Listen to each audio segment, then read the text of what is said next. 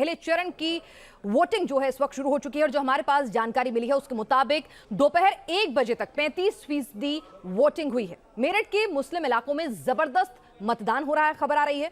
Polling booth के बाहर लंबी लाइनें लगी हुई हैं। ये तस्वीरें आप देख रहे हैं मेरठ के जाकिर कॉलोनी इलाके की। एक मतदान केंद्र पर कुछ देर के लिए ईवीएम खराब हुई तो भीड़ और ज्यादा बढ़ गई।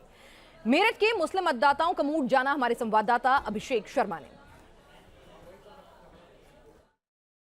मेरठ में ये तस्वीरें जरा गौर से देखिए, ये लाइन गौर से देखिए जो मतदान केंद्र के बाहर है।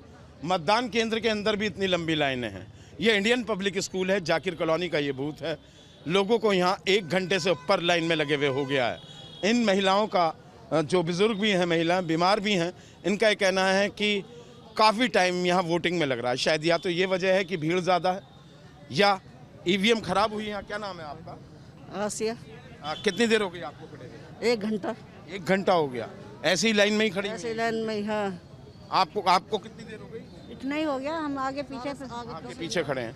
ये काफ़ी तादाद में महिलाएं हैं यहाँ जो वोट डालना चाहती हैं। और ये पुरुषों की लाइन देखिए किस कदर लाइन है और किस कदर उत्साह है अपनी सरकार बनाने के लिए। कितनी देर हो गई आपको? काफी हो गई, 2-2.5 घंटे हो गए। 8 बजे से लगे हुए हैं। नहीं चल रही है लाइन, नहीं चल रही है। जी, पहले बोल दिया मशीन नहीं चल रही, आप बोल दिया कि लाइन नहीं चल रही। पता नहीं जाने क्या इसी लाइन में जो है दिक्कत हो रही है। बच्चों से भी परेशान है, छोटे छोटे बच्चे हैं घर पे। कितनी देर हो गई आपको? 1.5 घंटे से भी ज्यादा हो गया, 2-2.5 घंटा। 1.5 घंटे से ज़्यादा बता रहे हैं, कोई 1 घंटे से ज़्यादा बता रहे हैं। यहाँ पे ये शिकायत आई थी कि ईवीएम खराब हो गई है। यहाँ पर ईवीएम को ठीक करने की बात जिला प्रशासन कर रहा है, लेकिन मतदान के लिए लोग लाइनों में हैं, लेकिन मतदान उस स्पीड से नहीं हो रहा जिस स्पीड से इन लोगों की उम्मीदें हैं।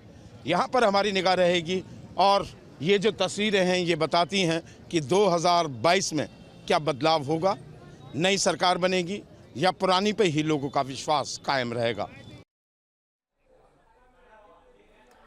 और आइए अब लगातार हम चर्चा कर रहे हैं। हमारे रिपोर्टर्स ग्राउंड जीरो पर मौजूद हैं जो चप्पे चप्पे से आपको अपडेट दे रहे हैं पहले चरण की तमाम 58 सीटों से कि किस तरह का वोटर टर्नआउट हो रहा है और क्या वहां पर अहम मुद्दे रहने वाले हैं इस बार वोटिंग के। लेकिन सबकी निगाहें टिकी हुई हैं क्योंकि बीजेपी के लिए कहा जा रहा है एक तरह से अग्नि परीक्षा है, वो भी तब जब जाट खेमा जो है वो छिटक कर जो है वो कहा जा रहा है कि समाजवादी पार्टी के साथ जो गठबंधन हुआ है उसके बाद क्या ये नए समीकरण निकलते हैं और ये कितने बड़े फैक्टर साबित हो सकते हैं पहले चरण की सीटों के लिए। इसी को समझने के लिए editor in chief news nation और वरिष्ठ पत्रकार मनोज गिरोला जी हमारे साथ जुड़ गए हैं।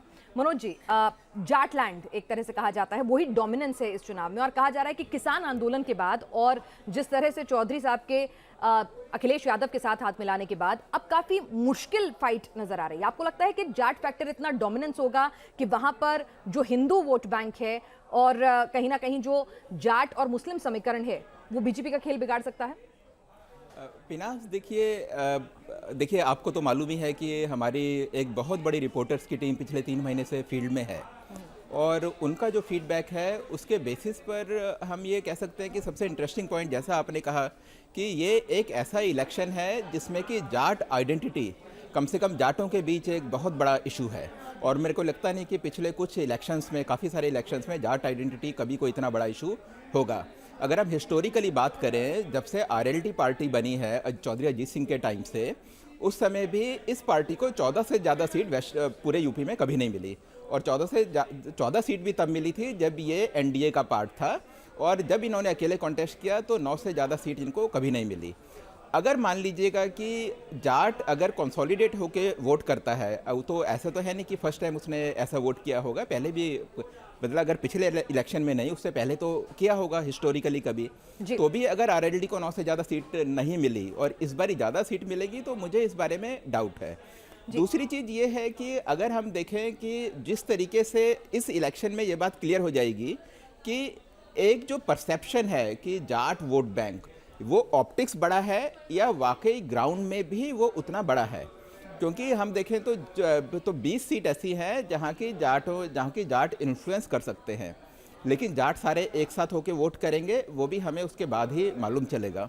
जी मनोज जी, जिस तरह से बीजेपी का अपना पूरा का पूरा इस बार का जो चुनाव प्रचार रहा, उन्होंने जाटों को मनाने की भी कोशिश की, लेकिन साथ ही ये भी कहा कि जाट जो हैं वो मुजफ्फरनगर के दंगे नहीं भूले, जाट जो हैं वो नहीं भूले हैं कि उनके साथ पिछली बार क्या कुछ हुआ था, और फिर से वो मुस्लिमों के साथ खड़े हुए नजर आए या समाजवादी पार्टी के साथ जाट वोट बैंक खड़ा हुआ नजर आए, भले ही नेता चला गया हो लेकिन नजर आए। तो बार बार बीजेपी ने उसको याद दिलाने की कोशिश की है कि भाई आप हिंदू भी हैं, जाट भी हैं, बनस्बत सिर्फ अपनी जाट आइडेंटिटी को बचाने के अलावा।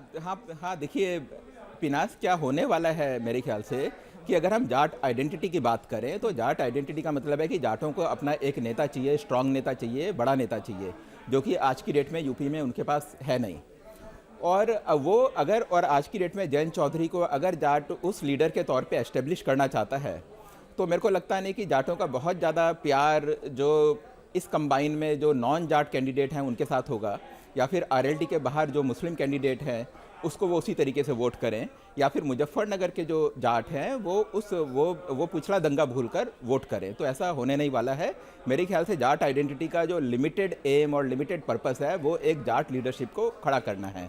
उसके बाद मेरे को लगता है कि जाट काफ़ी बड़ी संख्या में बीजेपी को भी वोट करेंगे। ये बात आरएलडी के लोग भी मानते हैं, समाजवादी पार्टी के भी मानते हैं, और बीजेपी वाले भी कहते हैं कि ठीक है, बेसिकली भले ही 50% से ऊपर वो आरएलडी को वोट करें, लेकिन बाकी जगह में वो लोग बीजेपी को भी वोट करेंगे।